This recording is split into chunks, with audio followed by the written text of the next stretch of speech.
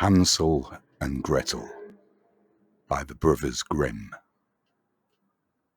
Part 1.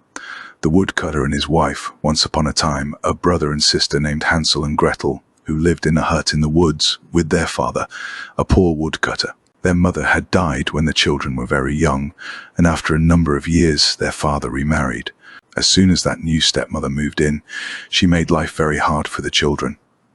Hansel and Gretel were not allowed to eat until after the stepmother had eaten everything she wanted off the plates. Most of the time, only scraps were left. Each day the children had to work long and hard to finish the chores. Hansel and Gretel tried to tell their father about their hard situation, but he would hear none of it. It seemed the only one he listened to was his wife, and all the stepmother talked about was how much trouble it was to have children in the hut, and how she wished they would go away forever. Each day there was less and less food for the boy and girl to eat. Yet the stepmother gave them more hard work to do. One day Gretel begged her father, "Please, father, we work all day long and we're hungry." But the stepmother slapped her face. "You ungrateful brats," she yelled. "You eat us out of house and home." That night the two children were not allowed to sleep in the hut at all. Instead, they had to sleep outside in the cold. They shivered and tried to keep each other warm as best they could. Winter was coming, and the clothes they wore were so thin, it felt as if they had no clothes at all. They shivered and tried to keep each other warm as best they could. The next morning when the sun rose, Gretel turned to her little brother. "Hansel," she said, "we cannot stay here anymore. We must escape today. There has to be more to eat in the woods than what they give us at home." "What if we get lost?" said Hansel. "How could we get back?" "I will take bread with us," said Gretel, "and leave crumbs of bread behind us. If we have to come back, all we need to do is to follow the crumbs back home." And so the two of them escaped from the house into the woods and left behind their hard life. Part 2. Into the woods they went, deeper and deeper into the woods. Gretel was careful to drop one crumb behind her and then another, just as she said she would do. Alas, they looked for something to eat in the woods, an apple tree, pear tree, some nuts on the ground, even dried up berries. But there was no food to be found. The trees and bushes were all past the time when they bore fruit. The poor children were hungrier than ever. At last, poor Hansel and Gretel knew if they did not return to their hut, they would surely starve. All they needed to do was to follow the breadcrumbs that would lead them home. Yet when they looked for the trail of breadcrumbs, there was nothing to be found. The breadcrumb trail was no more. A bird whooshed up into the air, and in its beak was a large breadcrumb. Hansel and Gretel were struck with grief. The birds must have swooped down and stolen away all the breadcrumbs. The sun was setting. A wolf howled in the distance. Hansel and Gretel knew they were lost and hungry. Now they were scared too. "Gretel," whispered Hansel in fear, "what will we do?" She did not know what to say. All she could do was to hug her little brother. Every minute it was getting darker and darker. Again, a wolf howled in the distance. All of a sudden, Gretel saw a small light shining from far away. It must mean someone was living there in the woods. "Look," cried Gretel. "I bet whoever lives there will be kind and will take us in." The two children sped as fast as they could to the light in the distance. But when they got closer, they were astonished by what they saw. Try to imagine this from top to bottom. The hut was made entirely of candy, wrapped with white frosting and dotted with red licorice bricks. The hut was decorated all around the edges with large hard candies and a gingerbread roof. What a sight to see!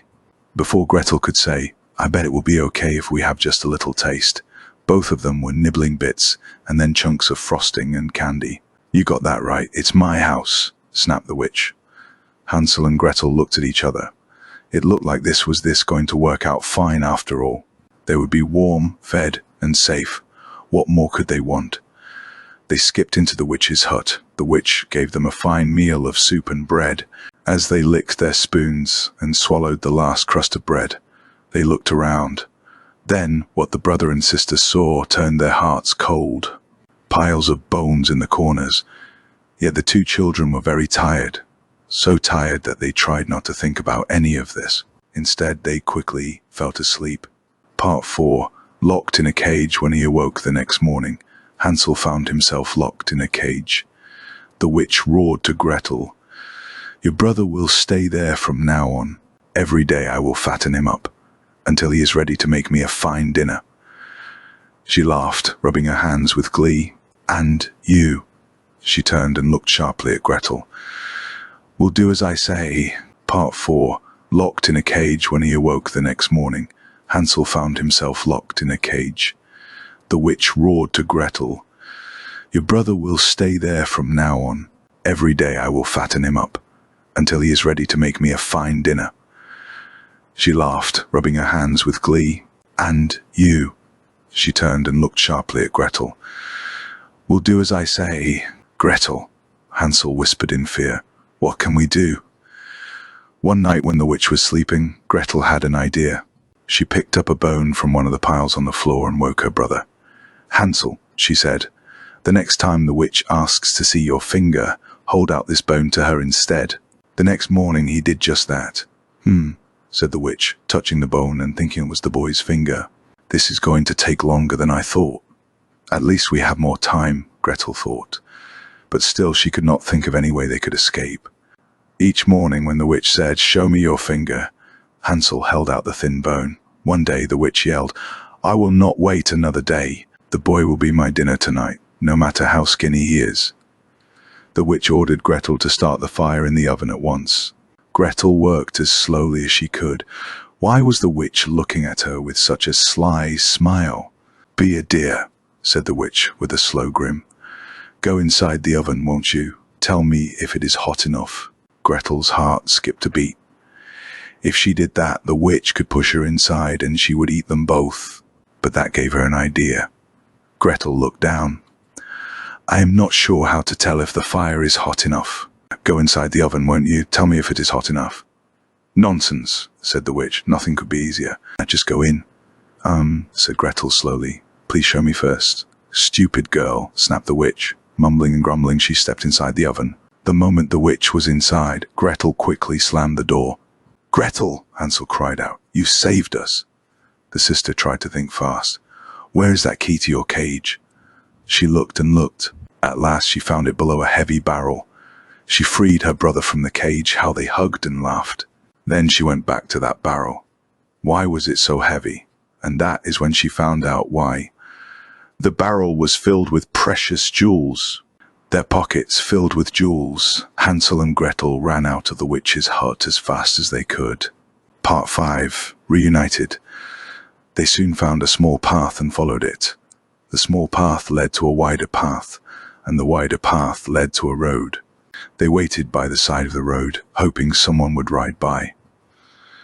A horseman trotted up, and Hansel and Gretel waved their hands.